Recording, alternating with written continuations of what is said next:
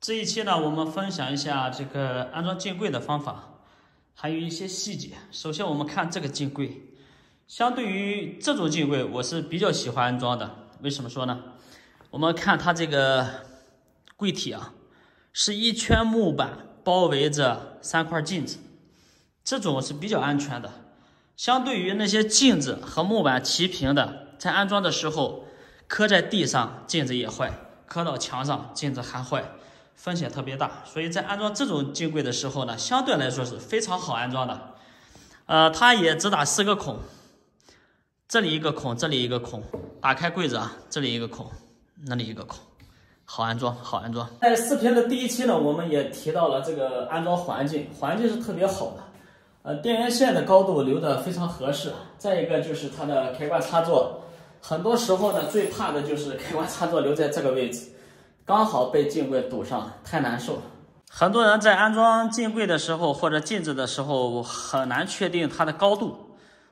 我有自己的理解，我一般是不考虑它这个柜体是有多高，我是先考虑镜子，因为这个镜子是我们最常要用到的，洗脸的时候都会用到。首先要知道这个镜子的总高度，然后把它取个中。像这个是不到60啊，我们可以按60来算。取中的话就是29、30嘛，对吧？一半为中心，这个中心的高度离地面是1.6米到1.65米，就是这个范围。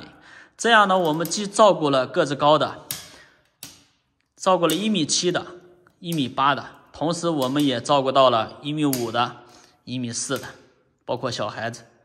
这个范围是非常实用的，大家可以借鉴一下。在安装镜柜的时候呢，我借助的是这2个工具，非常实用的2个支撑杆。这个支撑杆呢，我们可以预先调出一个高度尺寸。刚才我们提到的是镜子的中心，我在这个地方画了一个中心线，然后从中心线往下量44到45公分，就按45吧。我们刚才说镜子的中心高度呢，我们定在1.6米，所以我们从1.6米向下翻45公分，45公分就是支撑杆的高度。从这个镜子的中心线往下量45公分啊，再调高2公分就刚合适。这个支撑杆呢，它是一个正反式的设计，就是双向。我们通过调节中间这个丝杆，然后调节它的高度，高低都可以调的。通过调节，我们把它俩的高度呢调成一致的，一样高，然后一边一个，这样我们就可以上镜柜了。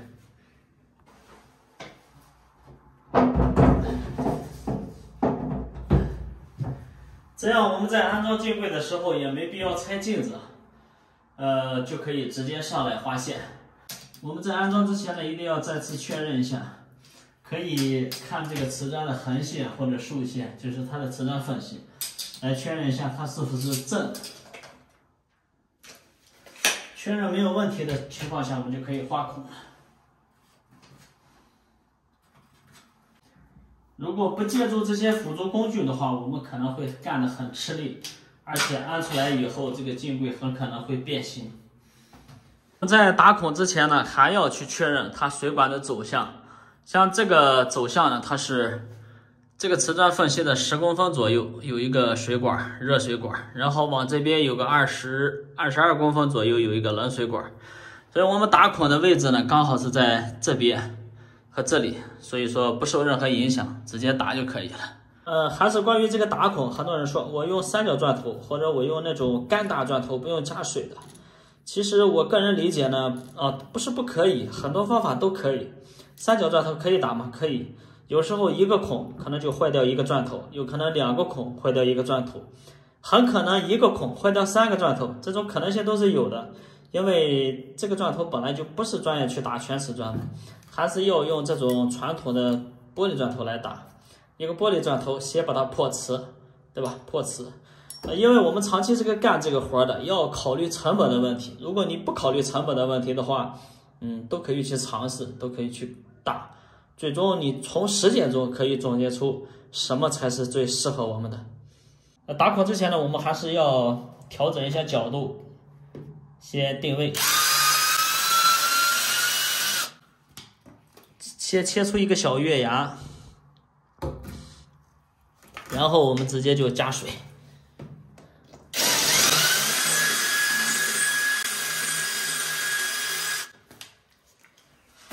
同样的方法，我们还是把这个砖呢先打透，打个一半左右，深度嘛，瓷砖的一半。然后我们用这个玻璃砖头把这个瓷芯给它撬出来，这样一撬它就掉了，看，掉了。这样我们砖头里面是没有任何杂质的，也不用去掏，可以接着去打第二个孔。这个孔呢，我们就用冲击钻头再加深一下就可以了。用我们的冲击钻。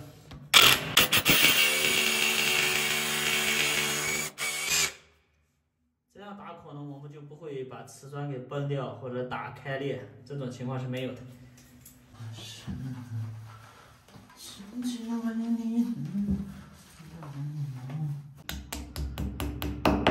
上镜柜之前呢，我们把这些准备工作一定要做好，这螺丝啊啥的都穿好准备好，还有我们的电钻。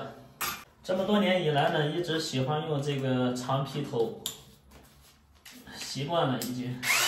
不是说为什么要用长劈头，可能是用习惯了。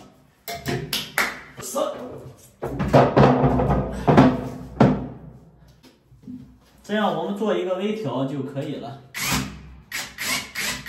对应好螺丝孔，直接拧螺丝就可以了。